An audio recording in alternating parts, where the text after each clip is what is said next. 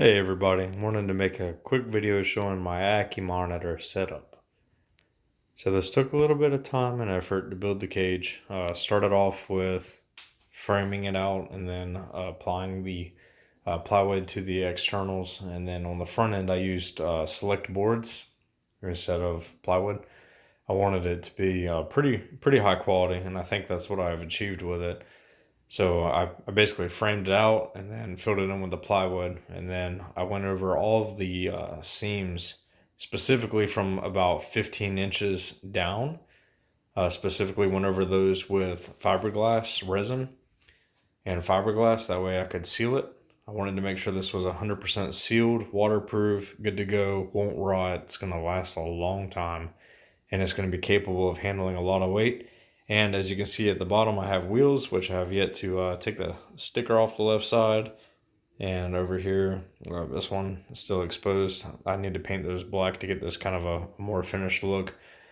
But yeah, that was the goal. I wanted something that was pretty high end looking, clean, well done, and I wanted to be able to move it around. So I'm going to show it off a little bit. As you can see, everything's pretty much painted black. Wanted it to be darker just because I didn't want it to detract from the look of the inside. So over here off to the side, you can see I did vents. I did 4 of those, 2 on each side of it. I didn't want too many vents because I want to be able to maintain some level of humidity without dumping a ton of water in it all the time. In the front, I have the sliding rails, top to bottom, and then I used some high-end acrylic 1/4-inch sheets in the front for the sliding windows. So inside, the dam itself is about 10 and a half inches tall, 11 inches tall, and in the front it's about 9 inches thick substrate and it slopes up to the back, and in the back it's about 13-14 inches deep.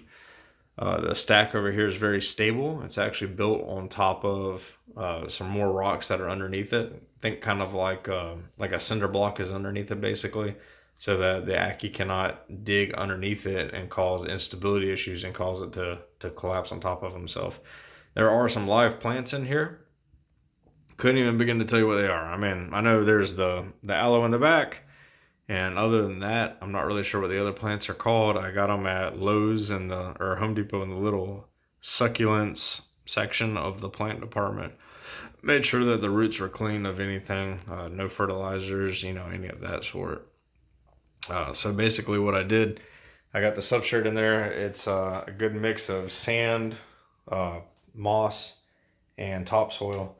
And I went and created a couple of little tunnels where you can see these rocks are at. Those are actually tunnels. I used the little black water direction systems that go on the end of gutters, basically, to help control the flow. I use those to create tunnels that won't collapse, so my Ackie has the option to go into those and dig further tunnels that he wishes to dig. So I believe this one over here on the wet side, that I'll call it because there's no heat applied, so it doesn't dry out as quickly. So on this side of the enclosure, he has decided that's where his bed is. So at bedtime, he goes down there and he goes to sleep. As you come across over here, you see I have some rocks with different gradients of temperature. They call it a reed stack. This probably isn't the most accurate version of a reeds, but you can see my Ackie here. He's hanging out. He likes this one specific spot over here where he can get in nice and tight. It's a very stable platform. I have no worries that it's going to collapse on him whatsoever. At the top up here, I have my lighting and my heat. So my heat sources, it's coming off of 2 35 watt par 38 halogen bulbs. And then in the back, I have one of the, I believe they're called Arcadia units. It's a T8 or T5. I don't remember which one. I think it's T8. It's a smaller bulb. High output unit for UVB. Painted the white of it top, have better reflection. The inside of it is just dry locked. So I use dry lock to seal the wood.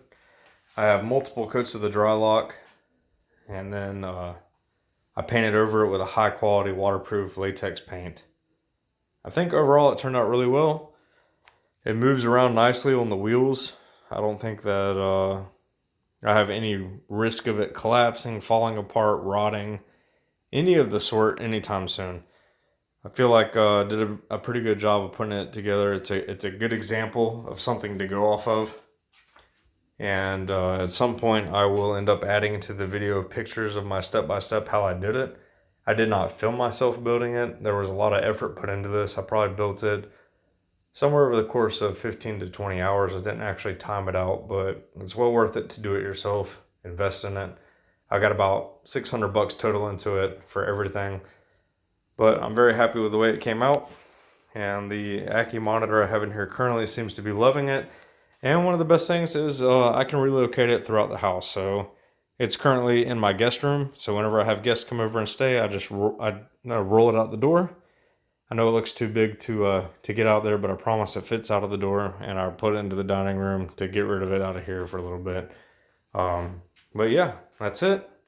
If you got any questions, let me know. I'm happy to show more and share. I think one of the most important things with these is just getting that nice little reed stack going.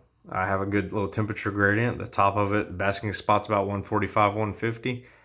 The next spot down where he hangs out the most is between 95 and 100, and then below that it's 85 to 90, and then below that it's about 80 to 85. And then the rest of the enclosure, over here on the cool side, it's about 80 degrees. And then obviously if he wants to cool off more, he can go down underneath the dirt and it's nice and cool in there. Haven't measured it, but I'm sure it's, well below 80 degrees. Everything in here seems pretty perfect at the moment. He's been in here for about a week straight and he's doing better than he was in the other enclosure. He's more interactive with me, and overall I'm looking forward to seeing him grow. That's it.